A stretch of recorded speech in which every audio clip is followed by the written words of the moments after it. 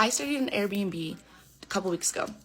I just woke up to an email stating that I owe $600. There is no reason, none, to ask your guests to do checkout chores. I will never use Airbnb again after this. As I've been doom scrolling TikTok lately, I've been seeing a lot of people complain about Airbnb's. What started out as a great way to stay at a place cheaper than a hotel has now turned into a much higher price, lower quality service. Hosts are making people do chores before they leave. Guests are throwing parties and causing thousands of dollars of damage. It's just not what it used to be. We have a lot to go over today, so let me know what you think in the comments down below. As the channel grows, it's been great getting comments from you guys. I really appreciate it. All right, let's get into it. Airbnb's downfall is quite simple actually. It's because y'all deviated from y'all original business model, which was to be cheaper and more convenient than hotels. At first, you guys were, but now you just aren't. Number one, you cost more than a hotel. Now keep this in mind. You can get into a really fancy hotel for less than $200 a day. If you go on Airbnb right now, the cheapest house is $200 a day. Then you have to factor in cleaning fees, which is another $250, $300. With hotels, you just don't have that. So this is exactly the problem. So many of these technology companies follow the same playbook. They come up with a new idea to battle traditional business. They make their product cheaper and more convenient.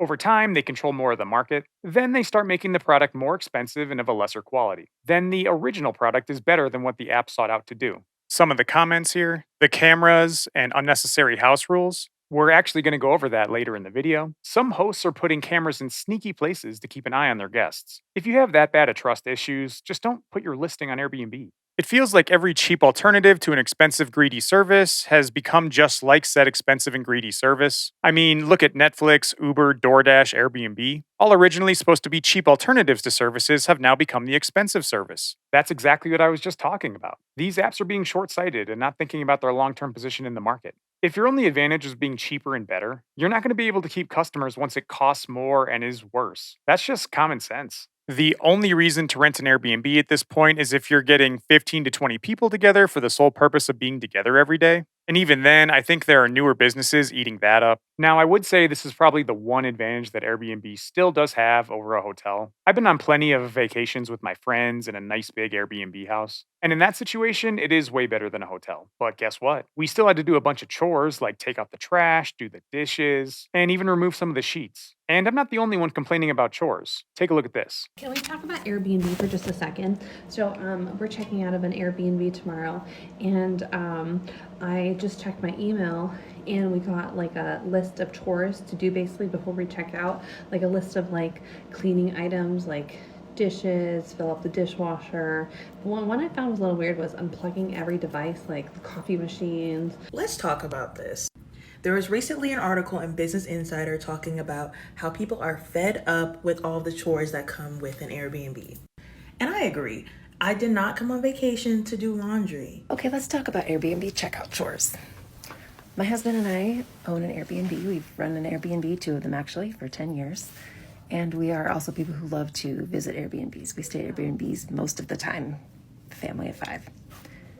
There is no reason, none, to ask your guests to do checkout chores. If there is a checkout chore list, then they should not charge a cleaning fee. I will pay a fee or clean. I will not do both, which is a completely valid response to have. In no world should a guest be having to pay a cleaning fee and then have to clean. Plus, checkout is 10 a.m. and now I'm running around trying to get everything done on what's supposed to be a relaxing vacation away from my usual chores and having little kids. It's a huge hassle on top of being really expensive most of the time. I didn't mind when I was paying $40 a night for my Airbnb when it first came out, but not at the prices they are now. Now, I personally used Airbnb a bunch when I've traveled. I've done everything from short stays to multiple month stays. The one thing that always pisses me off is when a host immediately wants you to go off platform to message them. They'll want you to text them or use WhatsApp if you're out of the country. It's always in those types of places I inevitably find damage in the unit. They want you to complain off platform so that Airbnb doesn't have a record of it when you dispute something. When you start an Airbnb stay, always take pictures and videos of everything. Turn on all the TVs, check all the appliances, make sure everything works. Because if you don't and something is broken, you're essentially gambling that the host won't try to blame you for the damages. Check this out. This is a PSA and a freaking warning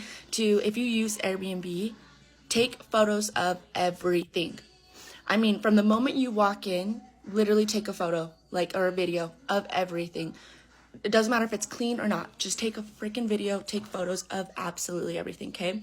Once you do that, Then take photos of when you're checking out of absolutely everything. I mean, check everything. Things that you probably didn't even touch. Like if you didn't touch a TV, turn on the TV and check it, just because apparently now this is our responsibility. So I started an Airbnb a couple weeks ago. I just woke up to an email stating that I owe $600 for a broken TV, damaged towels, damaged bed sheets, and 7 regular towels and 1 hand towel. I'll share the photos of everything of what they're saying was damaged. We didn't touch this TV. We didn't break this TV.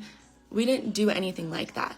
I'm so appalled that they're saying we broke this TV because we definitely did not. Imagine how stressful it would be to deal with a situation like this. You're on vacation, trying to relax from your stressful job, and then you leave and get hit with a huge bill. I had an Airbnb host try this on me. I was using his unit as a long-term rental, and then like 2 months later, he tried saying that I caused damage throughout his entire house. I immediately disputed it and won. Since my Airbnb host is lying about having roaches in her house, I figure I'd come on TikTok and I'll show y'all the roaches because Airbnb used wrong for this. Now, and let me say, I have receipts for everything out for the summer. Y'all, the first night, we were like, oh, this place is so nice. The next morning, we woke up filthy. Literally, the couches were stained. It was bugs everywhere. And let me take y'all back. The first night, my aunt came and saw that the Airbnb was not clean when she checked in. She went to Walmart to buy cleaning supplies, and I guess she reported it to Airbnb. So Airbnb reached out to the host and was like, hey, you got a guest, and they saying this house not clean. The lady locked us out of the Airbnb because we told Airbnb the house wasn't clean. This is ridiculous. That's entirely too many roaches, and they knew that. Always fully inspect a place on arrival. It's harder to get a refund or resolution the longer you wait. Oh no, that's an infestation. There's no way they didn't know. And that's the thing. This is a business for the host. Any business owner is going to know everything going on with their livelihood, especially if it's making them significant income. There's no way a host would be unaware of an infestation like that. Story time on how Airbnb did absolutely nothing to help 4 young ladies who were catfished by a false listing all the way in Tulum, Mexico. Don't even get me started on how our Airbnb host is now trying to charge us $95 in USD, not even pesos. Y'all see where the we stay in? For reference, this is what we booked. We were told it was a new property. We saw the exterior photos. We saw the pool. We saw everything. It just looked really beautiful. Now, I don't know if this was the AI rendering or what, but when we pulled up, there was none of this. There was no reception. In our room, there was literally hallway access. There was barely a lock on the door. And the scariest part about this place is that there's absolutely no cell phone service. Thank God that in the actual B&B itself, there was Wi-Fi. But as you guys can tell, this was absolutely terrifying. It was literally like a maze to get out of this place. None of the walls were finished. The elevator wasn't finished. The stairs were falling apart. We had to carry all our things. It was just absolutely insane. You can tell those Airbnb hosts found a loophole in the system. Since the actual unit was completed, Airbnb wasn't considering the listing to be false. Part of why people book a location is due to the overall environment. The host was specifically advertising a finished building to lure in guests, and then charging $90 on top of all of their line? Unreal.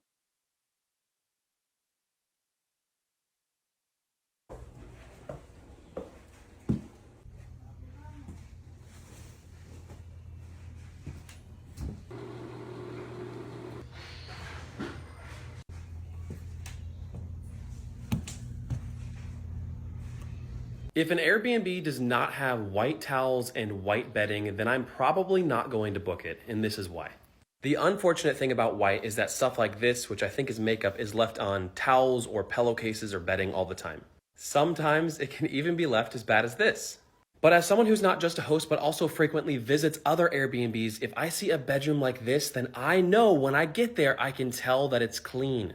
White is the hospitality standard for clean. So when you have nice, bright white towels like this, your guest knows that it's clean when they go to put it up against their face. Which is a great tip for people using the platform. I never even thought of this until I saw this reel, but he's exactly right. Think back to just a few clips ago where we saw a woman with a literal roach infestation in her Airbnb. Having darker sheets just incentivizes hosts and their cleaning services to do a worse job getting the unit ready. If that wasn't bad enough, Airbnbs can also be unsafe for people. Take a look at this. So my husband and I booked an Airbnb. We travel the country and have stayed at Airbnbs this entire year pretty much, and many, many times before. I always am left with great reviews. Here's some examples. Hosts say that I leave their home spotless. So we checked in, and upon checking in, we noticed something that made us uncomfortable. It was a basement unit, which we knew, that's fine, but there were glass doors, and covering the doors were like pretty sheer curtains. Here's an example. Then fast forward. A little bit into our stay, we notice an undisclosed camera. Now, I want to be clear, this camera was not inside of our unit. This was right outside of our unit doors in that shared like laundry space. It was pointed toward the shared laundry room and in the little like hallway that leads to it. Now, it was kind of like tucked away. You could see it, but it wasn't disclosed in the listing. Okay, so this is a huge violation. So this host was putting a camera directly facing into her guest's unit. All that was separating the guest from the camera was a thin sheet of curtain. While the guest doesn't think the curtain was see-through, she was still disturbed that someone was watching them. If people don't want others in their house, I wish they'd stop renting said spaces out. I am an Airbnb host. They take undisclosed cameras pretty seriously, and the host can get banned from the platform permanently. And for good reason. It's insanely uncomfortable to have a camera pointed at a unit like that. Airbnb needs to refund you. This is completely unacceptable. They really should. So another thing that was brought up in this clip was that the host immediately messaged them and said that they were going to only text and not use the Airbnb platform. This is a huge red flag. I will never use Airbnb again after this. Let me paint the scene. So I had to go to New York for a funeral. Already not a fun time, but I get to my Airbnb and there's the cleaning lady. She's still there. 10 minutes pass and I hear the rustling of a doorknob. I hear someone trying to get into a unit. And then I hear beep, beep, beep, beep, beep, and I'm like, that sounds a lot like someone typing in a code to unlock a door. So I go out into the hallway of the Airbnb, and what do I find? It is a 6'5", beefy dude. Scary looking, okay? Any man would be scary looking in this situation, but he was like all on his own scary looking. So I'm trying not to freak out, but I'm like, hey, what's up? What are you doing here? And he says, I'm looking for my ID. And I'm like, okay, well, I'm not the host. I think you should call the host about this. You have to leave. So this woman is on her way to a funeral and needs an Airbnb. She checks into her room and sees the cleaning lady there. That's already a bad start. Once the cleaning lady leaves, some guy unlocks the door to her unit because he was a previous guest there. He wanted to know if she saw his ID. She obviously said no, and he finally left after a very uncomfortable amount of time. I used to clean those Airbnbs. All codes to all houses and cabins were always the same. They never changed, and I did that for 5 years. That's just a robbery waiting to happen. While hosts can do some dirty things, guests aren't exactly innocent either. Let's take a look at this clip. Who's this? This is Brett. I'm the owner of that Airbnb you booked last weekend. Oh yeah, that was a great place. Well, it used to be, until you left your trash everywhere. Can the Airbnb just cover it or something like that? Airbnb's not going to cover it. You're going to have to pay me. How much do you think that's going to cost? Some of those guys punched holes in the walls, smashed a counter. One of the beds is broken. It's going to be at least $4,000. Yeah, you can't just throw a party in an Airbnb and not expect to pay for damages. That's just common sense. Just like at an apartment you're renting for the year, you're on the hook for damages. Yeah, no, I didn't steal anything. You decided to have a party at my place and trash it, so now you get to pay for it. You're a liar. That's I want my money back. Hello? You piece of Why the is there a $2,800 charge on my card? Because you caused $2,800 worth of damage to my property. That sounds about right. And that's also why it's vital that you take before and after pictures at any place you stay at. This protects you in case you're innocent. But judging by how this guy is reacting, he's just pissed he got caught. All right, that's all I have for you today. Let me know what you think in the comments down below. If you liked the video, it would mean a lot to me if you could hit the like button for the YouTube algorithm. If you thought guests lying to Airbnb was bad, take a look at my video on unemployment fraud. Back during the pandemic, so many people were taking advantage of the government. Whether it was PPP loans or regular unemployment fraud, scammers tried any way they could to get the bag. It's on the screen right now. And if nothing else, I will see you in the next one.